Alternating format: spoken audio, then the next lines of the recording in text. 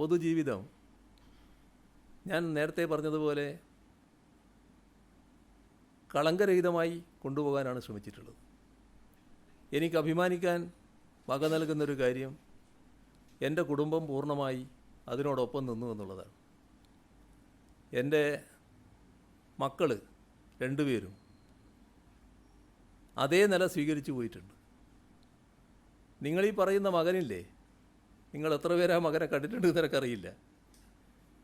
അവനെയും കേരളത്തിൻ്റെ മുഖ്യമന്ത്രിയുടെ മകനാണല്ലോ. അധികാരത്തിൻ്റെ ഇടനാഴികളിൽ സഞ്ചരിച്ചു കൊണ്ടിരിക്കുന്ന മുഖ്യമന്ത്രിമാരുടെ മക്കളെ കണ്ടവരായിരിക്കുമല്ലോ നിങ്ങളെല്ലാവരും. എവിടെയെങ്കിലും കണ്ടോ നിങ്ങളവനെ? ഏതെങ്കിലും സ്ഥലത്ത് കണ്ടോ? ക്ലിഫ് ഹൗസിൽ എത്ര മുറിയുണ്ട് എന്ന് പോലും അവൻ അറിയുമെന്ന് സംശയമാണ്. അതാണ് എൻ്റെ മകൻ്റെ പ്രത്യേകത.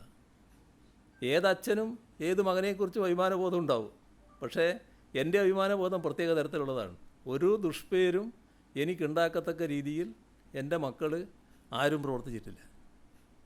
അതുകൊണ്ടാണ് മകൾക്ക് നേരെ പലതും ഉയർത്തിക്കൊണ്ടുവരാൻ നോക്കിയപ്പോൾ അന്ന് ഞാനതിനെ ചിരിച്ചുകൊണ്ട് നേരിട്ടില്ലേ.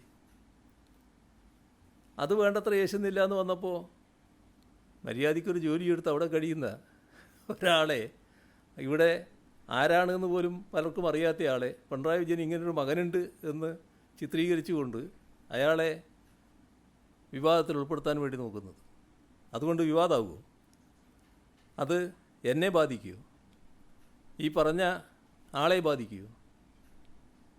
ഇവിടെ നമ്മൾ കാണേണ്ട കാര്യം, ആ ചെറുപ്പക്കാരൻ മര്യാദക്കുള്ളൊരു ജോലിയിലാണ് പ്രവർത്തിക്കുന്നത്.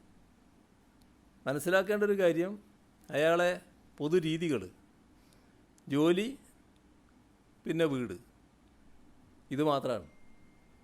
ഒരു പൊതുപ്രവർത്തന രംഗത്തും അയാളില്ല സാധാരണഗതിയിൽ. തെറ്റായൊരു കാര്യത്തിനും ഇതേവരെ അയാൾ പോയിട്ടുമില്ല. നല്ല രീതിയിൽ ജീവിച്ചു പോവുകയാണ്. ഒരു ദുഷ്പേരും എനിക്കുണ്ടാക്കിയിട്ടില്ല. മക്കൾ ദുഷ്പേരുണ്ടാക്കുന്ന ഒരുപാട് കാര്യങ്ങൾ നിങ്ങളെല്ലാം ശ്രദ്ധയിലുണ്ടാവുമല്ലോ. ഞാനതിൽ അഭിമാനിക്കുകയാണ്. നല്ല അഭിമാനം എനിക്കുണ്ട്. എൻ്റെ മക്കളാരും എൻ്റെ രാഷ്ട്രീയ പ്രവർത്തനത്തിന് നിരക്കാത്ത, എൻ്റെ ശീലങ്ങൾക്ക് നിരക്കാത്ത ഒരു പ്രവർത്തനവും നടത്തിയിട്ടില്ല. അതാണ് കാണേണ്ട കാര്യം. അതുകൊണ്ട് ഇതൊക്കെ ഉയർത്തിക്കാട്ടി ഏതെങ്കിലും തരത്തിൽ എന്നെ പ്രയാസപ്പെടുത്തി കളയാം എന്ന് തെറ്റിദ്ധരിക്കേണ്ടതായിട്ടില്ല.